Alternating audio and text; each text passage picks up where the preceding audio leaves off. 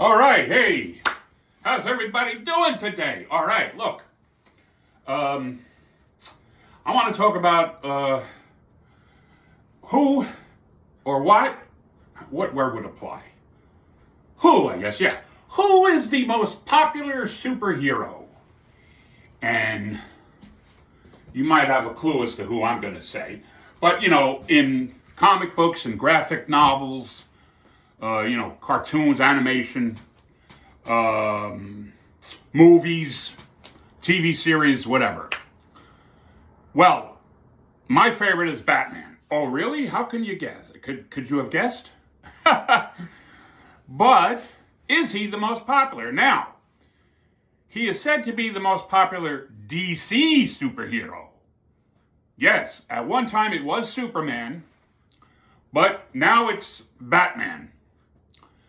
One time, as a matter of fact, the first Superman movie in 1978, at that time, and it wasn't until 1989 that they made the first Batman movie, because they felt that nobody wanted to see a Batman movie. So they felt Superman, yeah, but Batman, no. That's what they thought at the time. My friend, executive producer Michael Uslan was the man responsible, well, Facebook friend. He was the man responsible for bringing the Batman, the serious Batman that we now know and love, The Dark Knight, to the big screen. Took him 10 years. I suggest you read his book, The Boy Who Loved Batman, for that story. Yes, and then we got the Batman movie, and Batman is like the most... Oh, here's the question. Is he... he's more popular in movies than Superman now, but is he the most popular superhero in movies, in looking at the big picture? Well, some would argue it's Spider-Man. Now, Spider-Man is definitely Marvel's most popular superhero. But is he more popular than Batman? Well, it's kind of a toss-up. Batman sells more books, more comic books, more graphic novels, at least at this point in time. But it is said that Spider-Man's movies make more money than Batman's. And I'll tell you why. Because Spider-Man, you could take your kids to go see. So you're getting the money from the adults and from the children.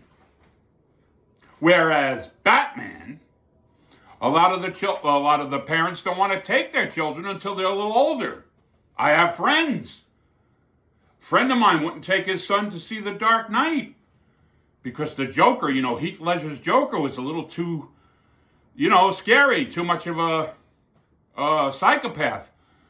A real serial killer kind of guy, a terrorist. And even, you could argue, even the first Batman from '89 might have been a little scary for little kids, And Jack Nicholson's Joker might have been a little too scary, but that was still kind of comic bookish.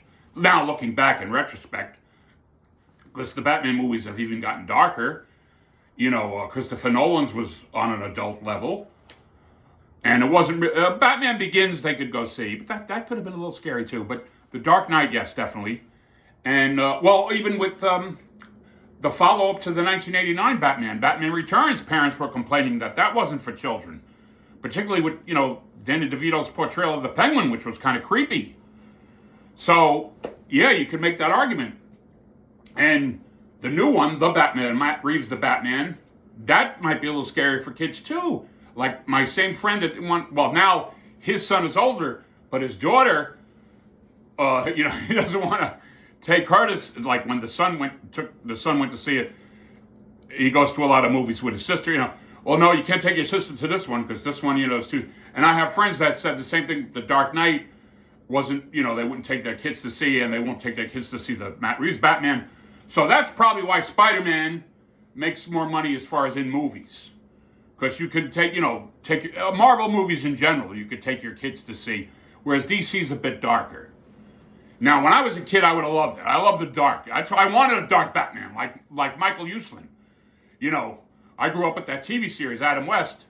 Yeah, I listen, I love Adam West. I love that Batman. But I knew that wasn't the Batman, the real Batman. Well, quote, real. That was the Adam West Batman. That's a very unique Batman. I wanted to see the real serious dark Batman. And finally we got it. thanks to Mr. Uslan.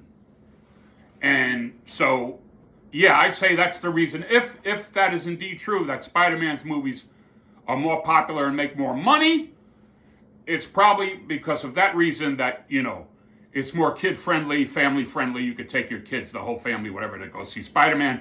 Whereas Batman, you might have to wait till they're a little older. So there you go.